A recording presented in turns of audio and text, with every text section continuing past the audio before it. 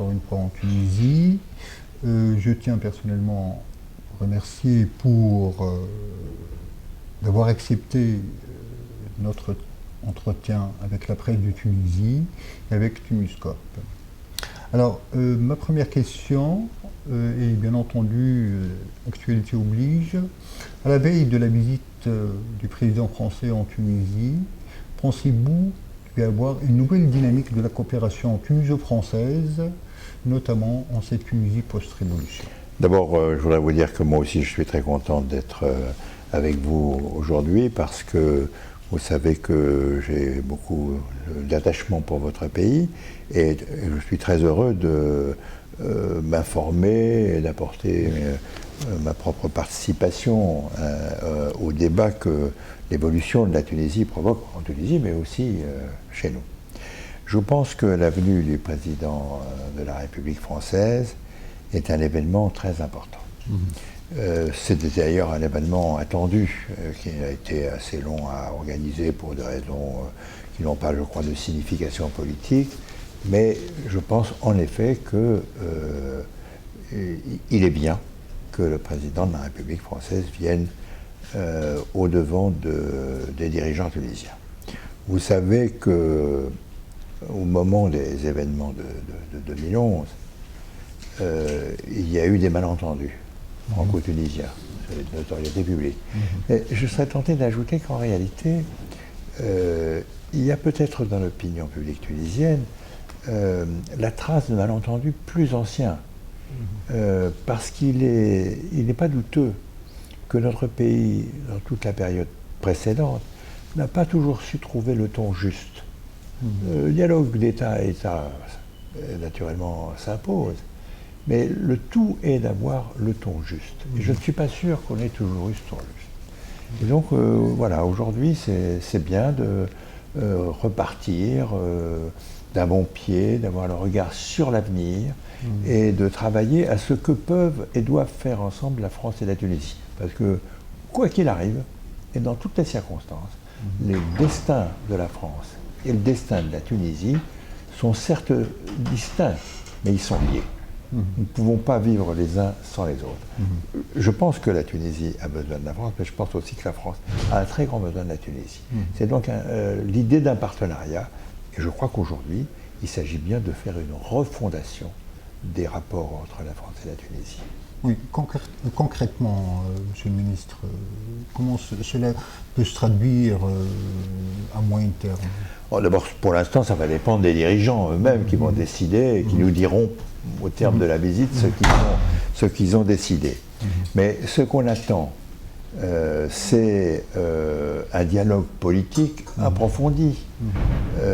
Nous, on est du côté français, nous sommes, nous sommes pleins de disponibilité d'esprit pour la période tout à fait extraordinaire que traverse la Tunisie. Et donc, il ne nous appartient pas de nous en mêler, mais en même temps, on est à l'écoute, ça nous concerne, parce que quand quelque chose se passe chez vos amis, vous êtes évidemment concernés. Ensuite, on a besoin de coopération économique. Vous-même, je pense que la Tunisie, qui a vécu selon un modèle qui était celui d'un pays qui offre de la main-d'œuvre à bas prix pour faire des travaux peu qualifiés, au service en quelque sorte de pays développés. Ce modèle-là est ancien, il a beaucoup vieilli, il va progressivement être remplacé par un nouveau modèle de développement qui sera fondé sur le savoir-faire, sur l'ingénierie, sur les talents de la population tunisienne. Et nous pouvons, nous, les Français, nous avons le devoir d'apporter notre concours à cette démarche. Je sais que la rencontre de Deauville, entre quelques pays, dont la Tunisie et le G8, n'a pas donné les résultats attendus. Raison de plus pour se remettre ce travail sur l'établi. Et il me semble qu'il est bien normal que nous vous aidions. Je pense que, je suppose, je crois, Et ce sera utile que la France apporte sa contribution pour aider la Tunisie à traverser cette période qui, évidemment, sur le plan économique et social, est difficile. Monsieur le ministre, vous ratez jamais d'occasion pour insister sur la dimension méditerranéenne de la Tunisie. Aujourd'hui aussi, et puis c'est l'intitulé de votre intervention, la Tunisie au cœur de la Méditerranée, au monde méditerranéen. Cela signifie quoi pour vous? Et puis, il m'en souvient de cette initiative qui a été prise il y a quelques années par la France, l'initiative de UPM, Union pour la Méditerranée. Alors, il paraît qu'elle va être réactivée, je ne sais pas. C'est-à-dire, vous voyez bien ce qui se passe. En 1995, avec l'Espagne, nous avons lancé le processus de Barcelone. Tout à fait. L'idée, c'était de réunir l'ensemble des pays qui ont les pieds dans l'eau, dans la Méditerranée. Et parce que nous pensions que nous avions des intérêts communs, des sujets de discussion, la politique, l'économie, la culture, etc. Beaucoup de choses. Bon, ça marchait qu'à un cas, et la principale difficulté, c'était l'affaire israélo-palestinienne, qui a brouillé les pistes, si je peux le dire les choses comme ça. Ensuite, M. Sarkozy, élu président de la République, a pensé qu'il pouvait relancer les choses et il a modifié un peu, inventé un nouveau concept, l'Union pour la Méditerranée. Bon, il faut regarder les choses avec lucidité. Aujourd'hui, pour la Méditerranée, les situations sont très diverses. Il y a des pays qui sont en recherche de leur avenir. C'est le cas de la Tunisie, c'est le cas de l'Égypte. Il y a des pays qui traversent des drames, c'est le cas de la Syrie. Je veux dire, réunir tous les pays du pourtour méditerranéen, c'est sûrement pas si facile. Et en même temps, on ne peut pas renoncer à cette idée que nous, les Méditerranéens, c'est pas le Nord et le Sud, c'est fini cette affaire du Nord et du Sud. Mais nous, les Méditerranéens, nous avons beaucoup de choses en commun et nous avons à construire un projet commun qui est d'abord de faire de la Méditerranée un espace de paix, de développement et de liberté. Voilà. C'est vraiment l'objectif. Alors évidemment, ce sont des grands mots. J'hésite à les employer devant vous parce que vous allez sourire quand on regarde les choses. Est-ce que vraiment la paix, la liberté et le développement règnent dans la Méditerranée? Sûrement pas. Donc ça signifie qu'il y a beaucoup de choses à faire, mais nous devons les faire. Et là, je pense que la France et la Tunisie devraient nouer un partenariat d'intérêt commun dans cette perspective. Dans le passé, on ne pouvait pas le faire. Mais maintenant que la Tunisie a soulevé le couvercle qui pesait sur elle et qui, d'une certaine façon, l'isolait, eh bien, je pense que cette Tunisie nouvelle qui est en train d'émerger est un partenaire qui va être très important dans l'histoire de la Méditerranée. Monsieur le ministre, beaucoup d'espoir était né après la révolution tunisienne. Et puis, d'ailleurs, cette révolution a suscité une grande vague d'enthousiasme en Europe et au sein de l'Union européenne. Cependant que les promesses de l'Union européenne en termes d'investissement c'est une certaine parcimonie quand même jusque-là. Ah ben, je vous l'ai dit il y a quelques instants, il est vrai que les promesses du G8 de Deauville, qui ne concernent pas que l'Europe, les promesses du G8 de Deauville n'ont pas été tenues, pas personne.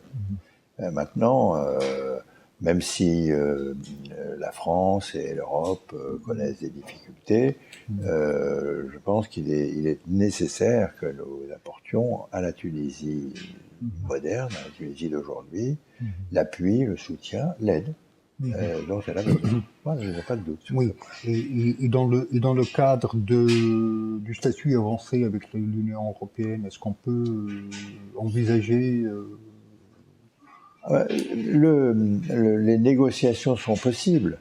Je dirais que du côté européen, je suis persuadé qu'il y a une grande disponibilité d'esprit. L'Europe est désireuse d'avoir avec l'ensemble des pays méditerranéens des accords de commerce, de libre-échange, Et moi, je le souhaite aussi, des accords de caractère politique. C'est-à-dire, oui. Oui, parce qu'on peut, sur ce terrain-là, partager des objectifs, des idéaux, etc. On peut devenir des partenaires à part entière, c'est tout à fait possible. Et il faut avoir cette idée que nous pourrons le faire. En même temps, vous savez, il y a quand même deux Europes. Il y a l'Europe du Nord, mais il y a l'Europe du Sud. L'Europe du Nord, la Méditerranée, c'est loin. Et sont moins intéressés que nous. C'est bien normal, parce que nous, les riverains, ça vaut pour la France, évidemment, mais ça vaut quand même aussi pour l'Italie, pour l'Espagne, pour la Grèce, pour Malte, pour Chypre. Dans ces pays-là, la Méditerranée, c'est notre monde depuis toujours, comme vous. Donc, on a une proximité très forte, et il me semble que nous faisons beaucoup à 27, maintenant à 28, depuis aujourd'hui, grâce à la Croatie, mais il me semble que nous devons aussi, nous les pays méditerranéens, jouer notre rôle spécial. Et je suis intéressé par l'idée que nous devrions avoir des partenariats qui traversent la Méditerranée et qui ne devraient pas nécessairement entraîner toute l'Europe derrière elle. C'est bien d'entraîner toute l'Europe, mais c'est aussi des machineries plus lourdes et plus longues à mettre en œuvre et qui demandent plus de négociations, c'est plus complexe. Donc on peut avoir les deux, on peut très bien avoir des accords qui sont faits entre l'Union européenne et vous, les pays comme la Tunisie. On peut aussi imaginer qu'il y ait des coopérations et des partenariats qui soient entre Méditerranéens, parce que c'est vraiment notre intérêt commun. D'accord. Monsieur le ministre, si vous le permettez, quelles sont vos appréciations quant au déroulement du processus démocratique en Tunisie jusque-là? Je ne sais pas quoi vous dire. Si je le compare au déroulement, pour employer vos mots, du processus démocratique de la Révolution française, ça qui a commencé en 1789 et qui a dû se finir, c'est selon ce qu'on jugera, en 1795 ou 96, vous voyez que, bon, c'est normal que des événements de cette importance prennent du temps à s'épanouir, à se réaliser, à s'achever. Il y a des débats, il y a des discussions. Il ne m'appartient pas d'interférer dans ces débats et dans ces discussions. Mais je vais vous dire, s'il y a un mot que j'ai à l'esprit quand je vois ce que font mes amis tunisiens, c'est le mot de confiance. Je suis sûr que les Tunisiens, au terme de débats sûrement passionnés, sauront trouver ensemble la voie qui leur permettra d'être un pays épanoui et moderne dans le monde de demain. Un scénario à l'égyptienne n'est pas possible en Tunisie? Écoutez, on n'est pas obligé d'envisager les situations les plus difficiles ou dramatiques. Mais de toute façon, on ne peut pas comparer un pays avec un autre. Je ne souhaite pas trop entrer dans le détail des choses. Je n'ai pas lieu de porter des appréciations sur le débat politique interne à la Tunisie. Mais tout observateur sérieux voit bien que la Tunisie est très différente de l'Égypte, ne serait-ce que parce que l'histoire, le rôle qu'a joué le président Bourguiba, les conditions dans lesquelles l'indépendance tunisienne s'est constituée, la place des femmes, l'éducation, le très haut niveau d'éducation, tout ça crée des situations historiquement différentes de celles de l'Égypte. Puis l'Égypte, c'est 80 millions d'habitants, beaucoup de pauvreté et donc beaucoup de difficultés. Un pays très formidable, mais qui traverse des épreuves très rudes. Petite dernière question. Vous avez rencontré deux des principaux responsables de partis politiques d'opposition, en l'occurrence Sibel Djeradid Sebsi d'Unida Tunis et Séché. Alors, quelles sont vos appréciations là? Encore une fois, j'ai l'impression que vous n'aimez pas ce mot. Vous avez parlé de quoi? Et puis, en deux mots. Vous savez, je suis un ami de la Tunisie depuis longtemps. Je viens très régulièrement dans votre pays et je suis un observateur amical mais très attentif. Donc ça m'intéresse beaucoup d'interroger les dirigeants que je peux rencontrer, les élus, responsables économiques, aussi sur ce qui se passe ici et comment ils voient les choses. Et ce que j'en ai retenu d'une manière générale, c'est qu'il y a en Tunisie un débat démocratique très vif, très intense, et que ça constitue en soi un progrès formidable. De ce débat-là, il ne peut, à mon avis, sortir que des choses positives. En tout cas, non seulement je l'espère, mais je le crois. Je fais le pari de l'optimisme. Je pense que c'est un pari gagnant. Ce sont des belles personnalités, c'est là qu'on voit que démocratie, comme disait Churchill, n'est-ce pas, c'est le pire des régimes, à l'exception de tous les autres. Le mot de la fin? Peut-être, ça, moi, c'est pertinent et bien applicable aux événements du jour. Je vous remercie. Je vous remercie, Monsieur le Ministre, et puis bon séjour en Tunisie. Merci. Merci très gentil à vous. Merci infiniment.